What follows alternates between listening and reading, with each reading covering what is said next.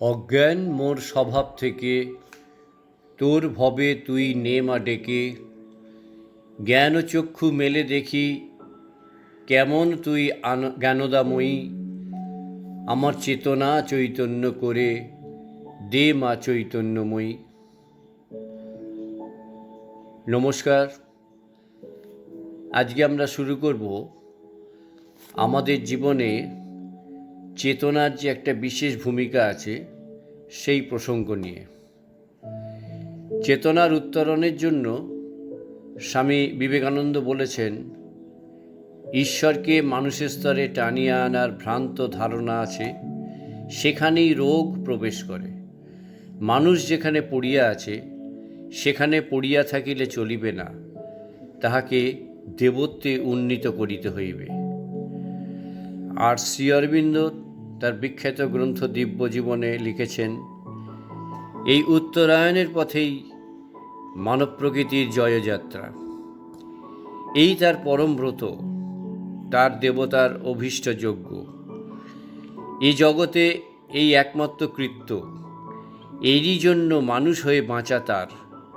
নইলে জড় বিশ্বের অপ্রমেয় হতবুদ্ধিকর বৈপুল্যের বুকে এই যে একটুখানি কাদা ও জলের আঁচড়, তার মধ্যে দুদিনের জন্য কিলবিল করে বেড়ায় যেসব কীট, তাদের স্বগোত্র ছাড়া মানুষকে আর কিছু কি বলা চলত?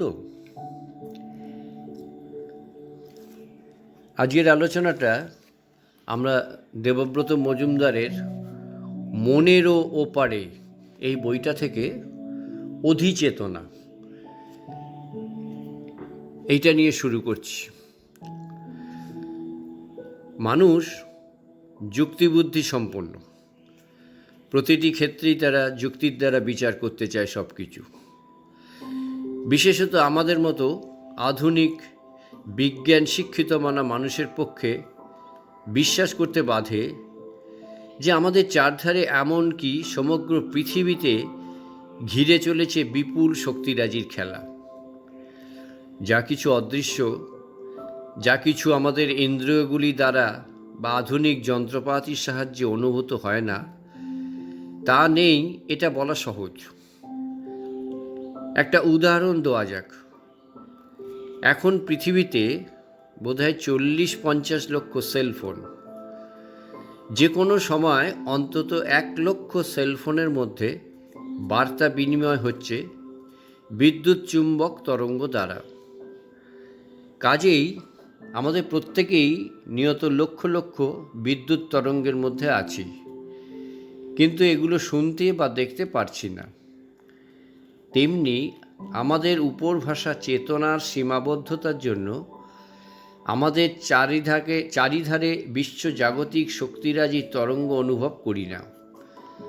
আমাদের বহির্চেতনা ও আন্তর্চেতনার মধ্যে আবরণ যখন পাতলা হয়ে আসে বা চলে যায়, তখন আমরা প্রত্যক্ষভাবে অনুভব করতে পারি বিশ্বজাগতিক শক্তিসমূহকে, বিশ্ব মানসিক, বিশ্ব প্রাণিক, বিশ্ব সূক্ষ্ম শারীরিক এই শক্তির ক্রিয়া, যা সব দিয়ে এই বিশ্ব জীবন ও ব্যক্তি জীবন গঠিত। যদি আমরা আমাদের সেইভাবে তৈরি করতে পারি, তাহলে সাবলিমিনাল কনসাসনেসের মাধ্যমে বিশ্বজাগতিক এই সব শক্তিরাজি ক্রিয়াকলাপ আমরা জানতে পারব।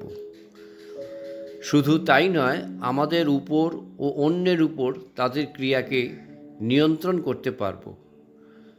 তবে তা করতে হলে চাই সাধনা।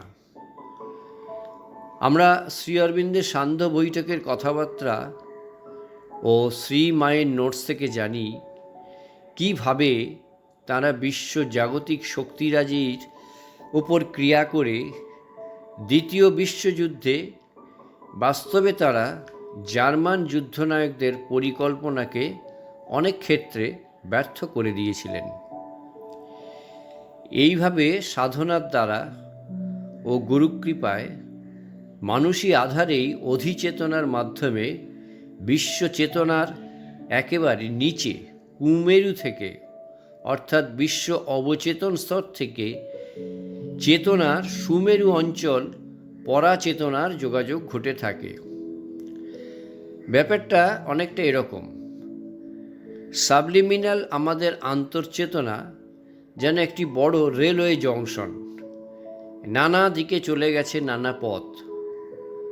তোমার জাগ্রত চেতনায় তুমি কোন স্তরে আছো তার উপর নির্ভর করে কোন পথে কোন গন্তব্যস্থলের সঙ্গে তোমার যোগাযোগ ঘটবে।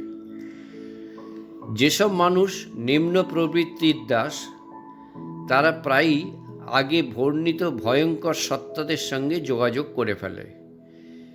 কিন্তু যাদের আসপিয়া আছে, যারা নিম্ন চেতনা থেকে মুক্ত হয়ে উচ্চ চেতনার ভূমিতে বাস করার চেষ্টা করেন, তা বিভিন্ন সাধন পথ ধরেই হোক বা সাধারণভাবেই হোক, তারা যেন সেই রকম উচ্চ চেতনার কোনো স্টেশনের টিকিট কেটে গাড়িতে বসেন। অন্য কথায়, সাবলিমিনালের মাধ্যমে বিশ্ব চেতনার অতিচেতন স্তরগুলির সঙ্গে তার যোগাযোগ ঘটে।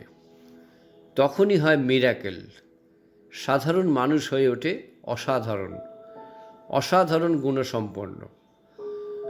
বরং বলা ভালো, অসাধারণ সব গুণ তার মধ্যে দিয়ে প্রকাশ হয়। যেমন, যে জীবনে কোনোদিন কবিতা লেখেনি, সে হয়তো অনবদ্য কবিতা লিখতে আরম্ভ করলো। যে জীবনে ছবি আঁকেনি, তার হাত দিয়ে সুন্দর সুন্দর শিল্পকর্ম বের হতে লাগলো।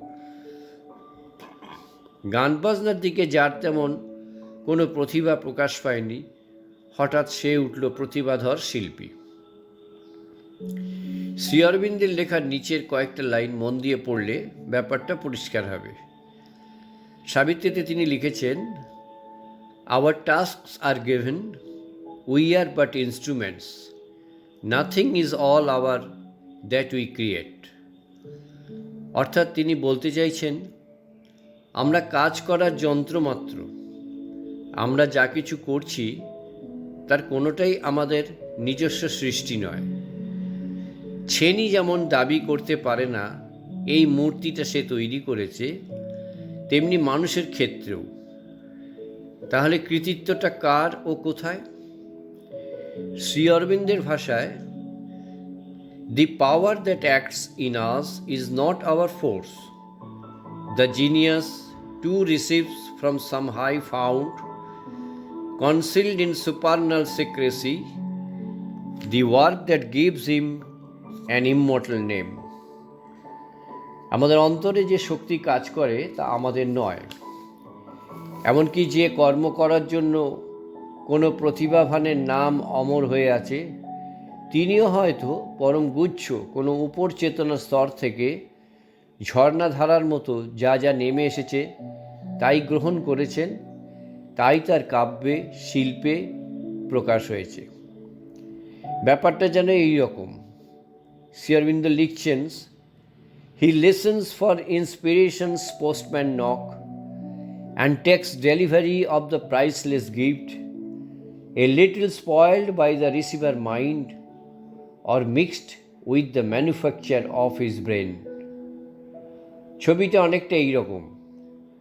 অনুপ্রেরণার ডাক, পিয়ন এসে দরজায় করাঘাত করে তোমার হাতে অমূল্য সুন্দর একটা পার্সেল দিয়ে গেল।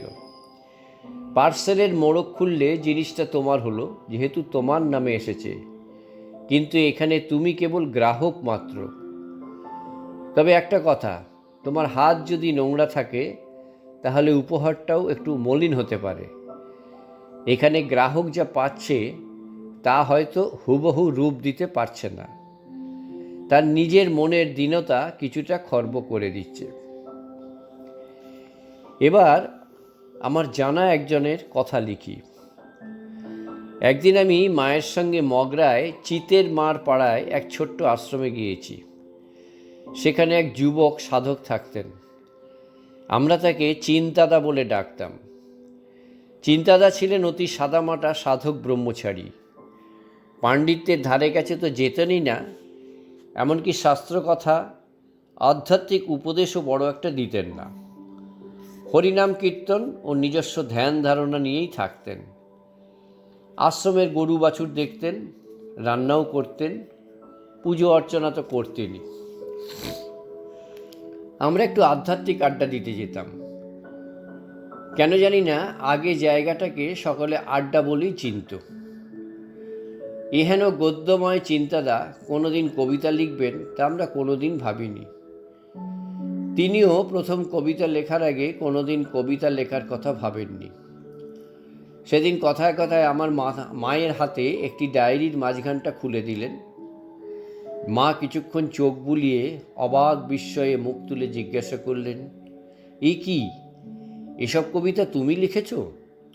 আমিও ডায়েরিটা নিয়ে পড়লাম। রাসলীলা বিষয়ক একটি বড় কবিতা, অত্যন্ত ঝরঝরে, কোনো চেষ্টা করে তৈরি শব্দ সেখানে নেই, সবটা যেন একটি ধারা। মা একটু রহস্য করে বললেন, কবে থেকে এসব আবার শুরু হলো? উনি তাতে যা বলেছিলেন তা এই রকম। উনি বলেছিলেন, ঠিক আমি যে এসব লিখছি তা নয়। সেদিন মাঝরাতে কে যেন গায়ে ঠেলা মারল। একটু সচেতন হতে ভেতর থেকে যেন শুনলাম, ওঠ, বাতি জেলে কাগজ কলম নিয়ে বস। তাই করলাম, আর ঝরঝর করে কবিতা লেখা হয়ে গেল। কি করে হলো আমি কিছু জানি না। তারপর থেকে প্রচেষ্টা ছাড়াই বহু কবিতা লিখেছেন, তার কবিতার বইও আছে। তাহলে বড় বড় সৃষ্টির ক্ষেত্রে মানুষের ভূমিকা যে যন্ত্রের মতো, সে কথাকে অস্বীকার করা যায় না। রবীন্দ্রনাথ লিখেছেন, তুমি কেমন করে গান করো হে গুণী, আমি অবাক হয়ে শুনি। অর্থাৎ তার মধ্যে দিয়ে যে আরেকজন লিখছেন, গান করছেন, এ বোধটি তার সুস্পষ্ট ছিল, বোঝা যায়। আমার এক মালায়ালি কেরালার বন্ধুর কথা মনে পড়ে।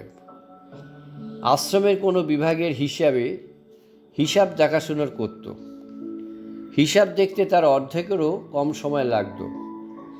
বাকি সময়টা যত দার্শনিক ও আধ্যাত্মিক বই আছে সেসব পড়ত, কিন্তু প্রবন্ধ বা অন্য কিছু লিখত না। একদিন হঠাৎ সে আমাকে তার টেবিলে বসিয়ে পরপর কয়েকটি ইংরেজি কবিতা শোনালো। বেশ ঝরঝরে লেখা, অতি তুচ্ছ বিষয়কেও অতি সুন্দরভাবে উপস্থাপিত করা। আমি দ্বিধাগ্রস্তভাবে জিজ্ঞাসা করলাম, কে লিখেছে, তুমি? ও ঘাড় নাড়ল। প্রায় প্রতিদিনই সে 1-1.5 ঘন্টা 3-4 পৃষ্ঠা 3-4টে কবিতা লিখত। প্রতিটি কবিতার মান যথেষ্ট উন্নত ছিল। আশ্রমের অনেক বিদগ্ধজন তার কবিতার প্রশংসা করেছিলেন। আমি তাকে জিজ্ঞাসা করেছিলাম, কিভাবে তোমার হঠাৎ কবিতা লেখার ঝোঁক হলো? তুমি তো কবিতা পড়োও না। সে বলেছিল, আমি লেখার কোনো চেষ্টা করি না বা লেখার জন্য ভাবিও না। লেখার সময় হলে বুঝতে পারি, তখন শুধু কাগজ ও পেন নিয়ে বসি, লেখা আপনিই এসে যায়। শ্রী অরবিন্দ আশ্রমে শিল্প সাহিত্যের চর্চা সেই গোড়ার যুগ থেকেই হয়ে আসছে। এসবকে শ্রী অরবিন্দ মা যোগ সাধনার অঙ্গ হিসেবেই ধরেছেন। জীবনের কোনো কিছুকে বাদ দিয়ে তাঁদের সাধনা নয়। জীবনের ছোট বড় সব কিছুই দিব্যের ছোঁয়ায় আরও সুন্দর হয়ে উঠুক, এটাই তারা চান। অনেক দিন আগেকার কথা, সেবার একটা নাটকের প্রস্তুতি চলছে। তার কোনো এক অংশে আশ্রম মিউজিশিয়ান সুনীলদার বাজনার সঙ্গে নাচবে সেদিনের এক বাঙালি কিশোরী। আজও তিনি সঙ্গীত শিক্ষিকা, তাই তার নামটা প্রকাশ করলাম না। বাজনার সঙ্গে নাচের যথারীতি তালিম নেওয়া হয়েছে। শ্রীমা নিজে রিহার্সাল দেখাশোনা করছেন। উৎসবের দিন স্টেজে ওঠার সময় তার মনে হলো তিনি কীরকম যেন একটা ঘোরে রয়েছেন। এবার বাজনা বাজছে, কিন্তু উনি কিভাবে নাচবেন তা যেন ভুলে গেছেন। কিছুক্ষণ চুপ করে দাঁড়িয়ে বাজনা শোনার পর তার নাচ আরম্ভ হলো। বাজনার তালে তালে যেন পাগলের মতো নেচে গেলেন। বাজনা থামতে তিনিও থামলেন। আর তখনই মনে হলো, এতক্ষণ কি করেছেন? তালিম অনুযায়ী তিনি তো নাচেননি, কিন্তু দর্শকদের প্রচণ্ড হাততালি শোনা যাচ্ছে। ইতিমধ্যে শ্রীমা স্টেজে উঠে তাকে জড়িয়ে বলছেন, তুমি অপূর্ব নেচেছ, অপূর্ব।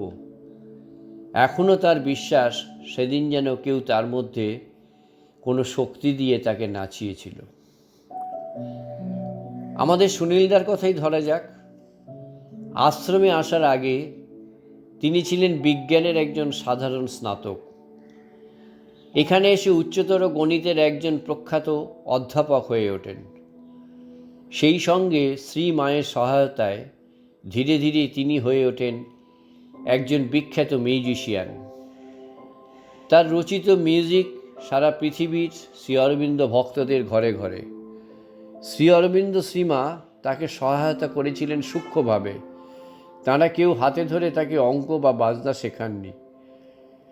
তেমনি আমাদের ডাক্তার নীরদ বরণ, তিনি ছিলেন 1928 থেকে 30 সালের FRCS। আশ্রমে যোগ দেন, ডাক্তারিও করেন। আশ্চর্যের কথা, ডাক্তারি করার সাথে সাথে উচ্চ অনুপ্রেরণায় তিনি লিখতে শুরু করলেন সুন্দর সুন্দর সব কবিতা। তার লেখা কবিতার মোটা বইও আছে। এখানেও একটা কথা, এই সাবলিমিনালের মাধ্যমে আমরা উচ্চ চেতনা স্তরগুলির সাথে যোগাযোগ করতে পারি বটে, কিন্তু এই উচ্চ চেতনার স্তর আছে বিভিন্ন স্তরাবলী। যার যে স্তরের সঙ্গে যোগাযোগ ঘটে তার সৃষ্টিও হয় সেই রকম। তাই এই চেতনার যখন উন্মেষ বহুতরণ ঘটবে মানুষের মধ্যে, তখন তার মধ্যে প্রকাশ পাবে অনেক কিছুই। সেই চেতনার সঙ্গে যুক্ত হতে পারলে, সেই শক্তির সঙ্গে যুক্ত হতে পারলে আমাদের মনে হবে না আমরা পৃথক পৃথক ব্যক্তি। ব্যক্তি সত্তাতে অনুভূত হবে পরমাত্মার একত্ব। আমাদের ইন্দ্রিয়গুলিও অনুভব করবে স্বর্গীয় ইন্দ্রিয় অনুভবের কথা। এই রক্ত মাংস পেশি স্নায়ু দিয়ে বয়ে যাবে অপরূপ দিব্য পুলক। মূর্ত দেহ লাভ করবে অমৃতত্ব। আর শুধু আনন্দ নয়, শক্তিও জাগবে। মানুষ পাল্টে হবে সম্পূর্ণ এক নতুন মানুষ। তারই বর্ণনা শ্রী অরবিন্দ লিখে গেছেন সাবিত্রীতে। A divine force shall flow through tissue and cell and take the charge of breath and speech and act, and all the thoughts shall be a glow of suns, and every feeling a celestial thrill. প্রতি অঙ্গে প্রতি কোষ দিয়ে বহে যাবে দিব্য শক্তি। দিব্য শক্তি নিয়ন্ত্রিত করবে নিঃশ্বাস প্রশ্বাস বাক্য প্রতিকর্মকে। সকল চিন্তা যেন হবে কোটি সূর্যের দীপ্তি। স্বর্গীয় শিহরণ জেগে উঠবে প্রতি অনুভবে। This earthly life becomes the life divine. এই পার্থিব জীবনই হয়ে উঠবে দিব্য জীবন।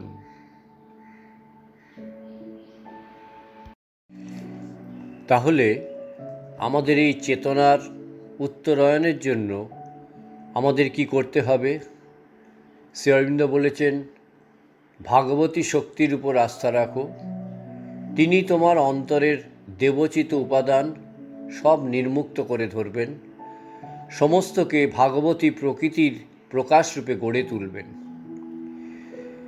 তিনি বলেছেন, আমাদের মধ্যে যদি পরিবর্তন আমরা আনতে চাই তাহলে কি করতে হবে? তিনি লিখেছেন, পরিবর্তনটি যাতে আসতে পারে, রূপ গ্রহণ করতে পারে, চিরস্থায়ী হতে পারে, সেজন্য প্রয়োজন প্রথম অধ হতে আহ্বান, এবং সেই সাথে ঊর্ধ্বের জ্যোতি যখন এসে প্রকট হয় তখন তাকে অস্বীকার না করে স্বীকার করবার দৃঢ় সংকল্প। আর প্রয়োজন উপর হতে ভগবানের অনুমতি। যে শক্তি ঊর্ধ্বের অনুমতি আর নিম্নের আহ্বান, এই দুইয়ের মধ্যবর্তী হয়ে উভয়ের আদান প্রদান ঘটায়, তাই ভগবতী জননীর সত্তা ও শক্তি। কোনো মানবীয় প্রয়াস বা তপস্যা নয়, এক মায়েরই শক্তি আবরণখানি ছিন্ন করতে পারে, আধারকে গড়ে তুলতে পারে, এই তমিশ্রার মিথ্যার মৃত্যুর বেদনার জগতে নামিয়ে আনতে পারে সত্য জ্যোতি, দিব্য জীবন, অমরের আনন্দ। তাই প্রথমে যা শুরু করেছিলাম সেই কথা আবার বলি, অজ্ঞান মোর স্বভাব থেকে তোর ভবে তুই নে মা ডেকে, জ্ঞানচক্ষু মেলে দেখি কেমন তুই জ্ঞানদাময়ী, আমার চেতনা চৈতন্য করে দে মা চৈতন্যময়ী। ওরা চাহিতে জানে না দয়াময়, ওরা চাহিতে জানে না দয়াময়, ওরা চাহে ধন জন আয়ু আরোগ্য বিজয়, ওরা চাহে ধন জন আয়ু আরোগ্য বিজয়।